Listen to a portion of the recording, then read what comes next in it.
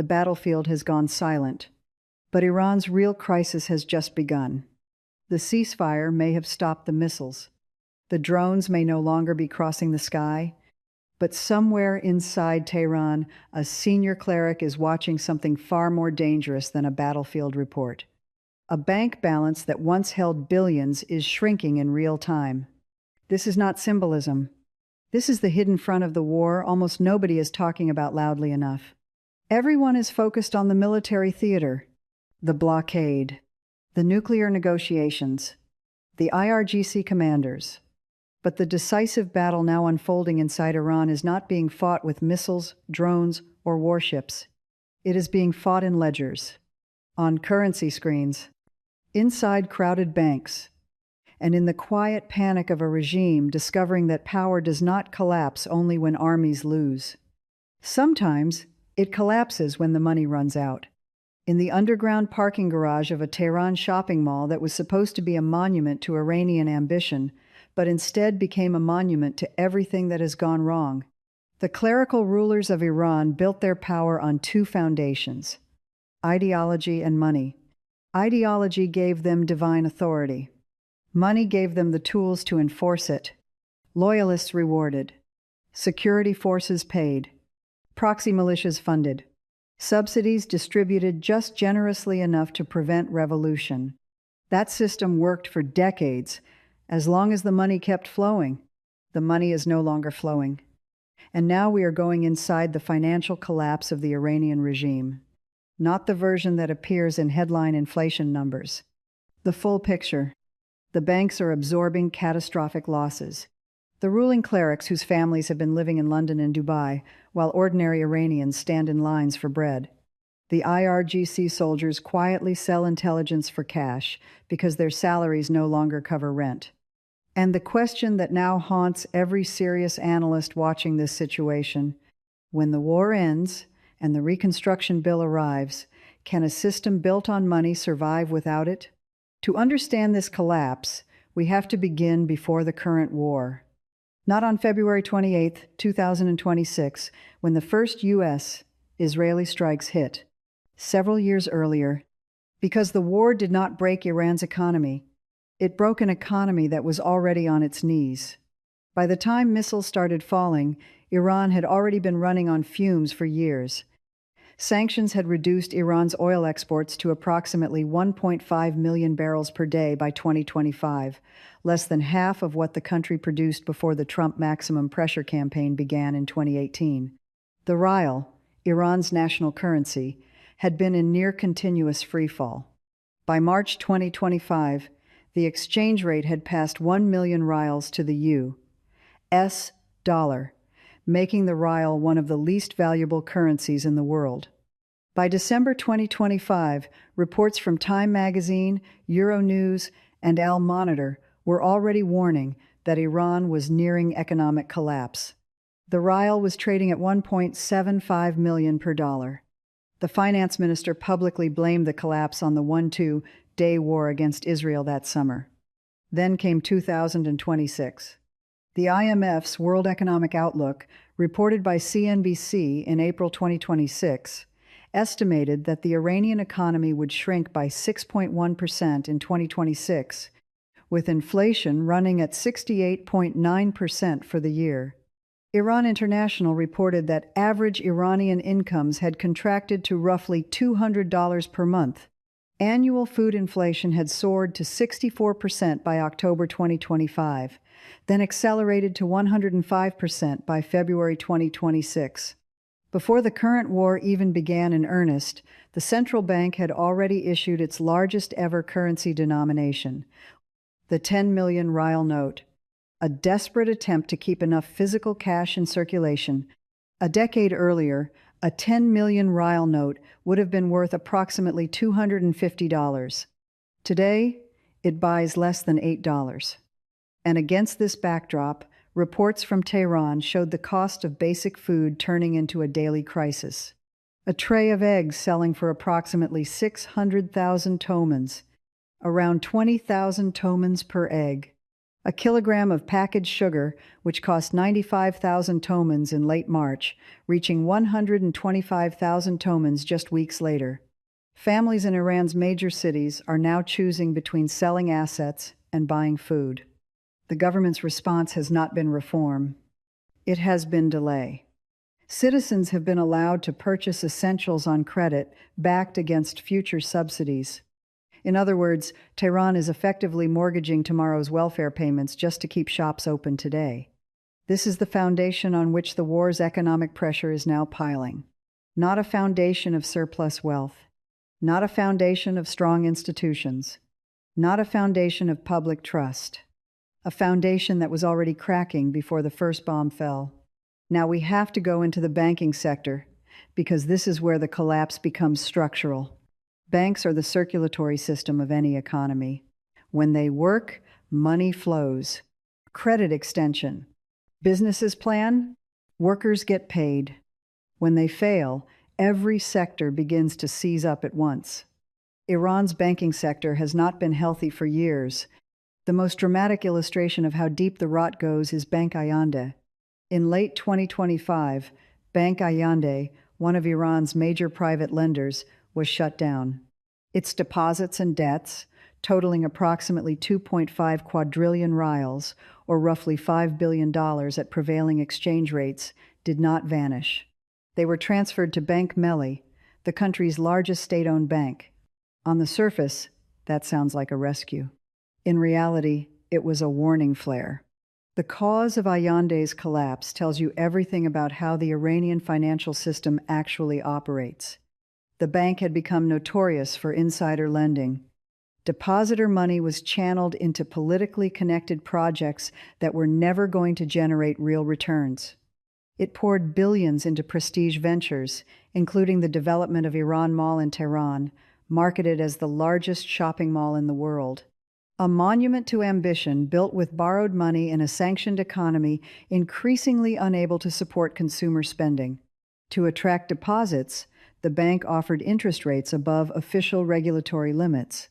That is the classic architecture of financial desperation. New money needed to service old obligations. By the time the bank collapsed, its liabilities had grown to one of the largest financial failures in Iranian history. And what did the regime do? It did not impose losses on insiders. It did not force accountability. It did not restructure the failed institution transparently. It simply shifted the liabilities onto the state's largest lender. The losses did not disappear. They migrated.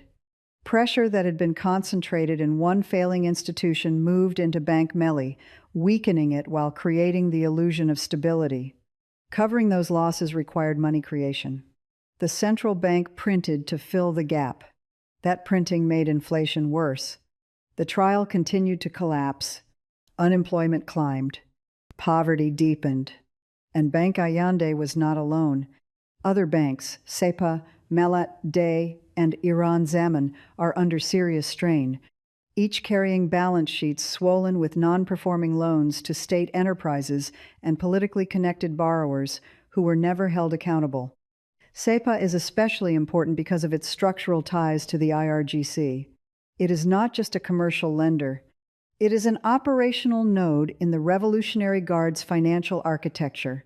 If a bank like that falters, the damage does not stay inside the banking sector. It moves into the security apparatus itself. That is the vicious cycle at the heart of this story. Weak banks stop lending. Businesses lose credit. Production slows. Supply tightens. Prices rise further. Jobs disappear. Savings lose value. Citizens withdraw trust, pull money from accounts, and move it into dollars, gold, or informal markets. Each individual decision is rational. Each one makes the aggregate collapse worse. The regime created this system deliberately. It chose corrupt insiders over reform. It chose elite wealth over depositor confidence. It chose political loyalty over financial discipline. Now it is watching the consequences unfold with almost no tools left to manage them. And here is where the story moves from painful to extraordinary. While ordinary Iranians were standing in lines for subsidized bread and watching their life savings dissolve, a parallel economy was thriving, just not in Iran.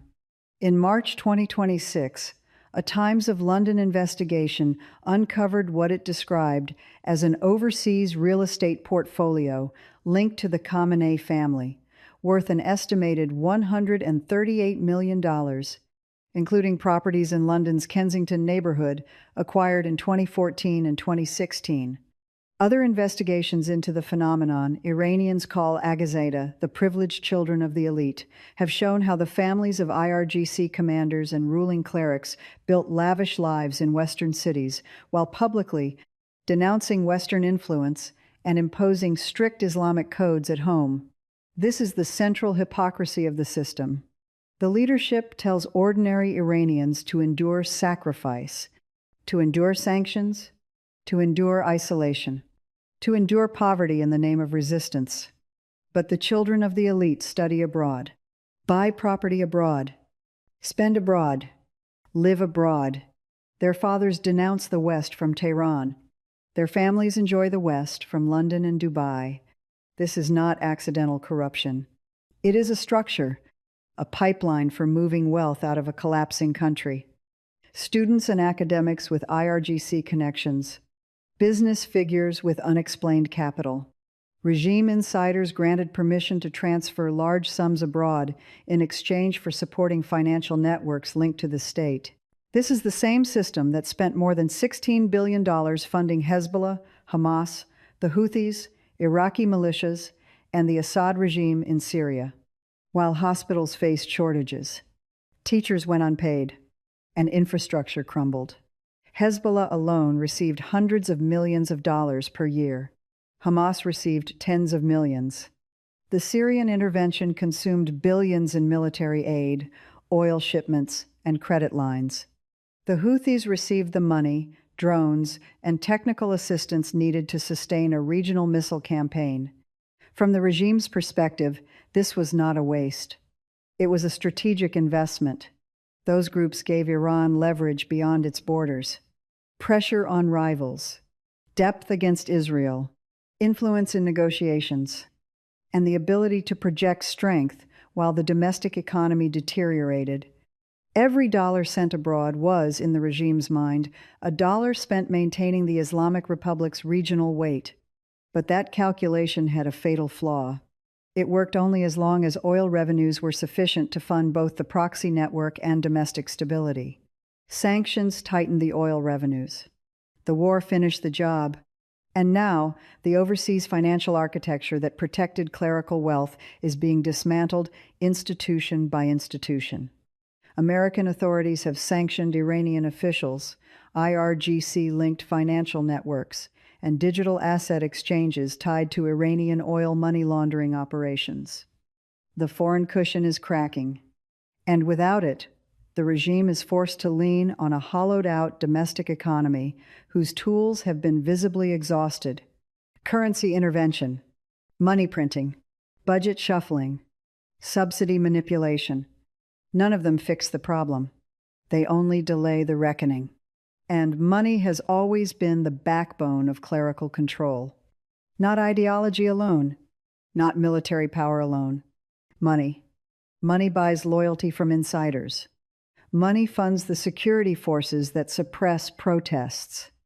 Money pays the IRGC soldiers who stand between the leadership and the streets. Money cushions public anger through food, fuel, and basic goods sold below market price. When the money weakens, the entire architecture of control begins to tremble. That is why reports of rank-and-file IRGC soldiers struggling to survive are so significant. According to reported internal accounts, some soldiers have been forced to take multiple jobs because their salaries no longer cover basic living costs. Some commanders have allegedly complained that border troops, facing smugglers and armed groups, are being paid so poorly that soldiers have been caught selling intelligence for cash. Think about what that means.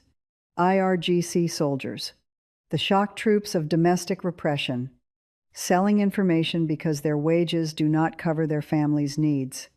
When the security forces whose loyalty the regime depends on begin experiencing the same economic desperation as the population they are tasked with controlling, the coherence of repression itself begins to fracture. Against this background, the IRGC's political role becomes even more important. Civilian leadership has been increasingly sidelined. Parliamentary figures and foreign ministry officials cannot make significant decisions without IRGC approval. IRGC Commander Ahmad Vahidi.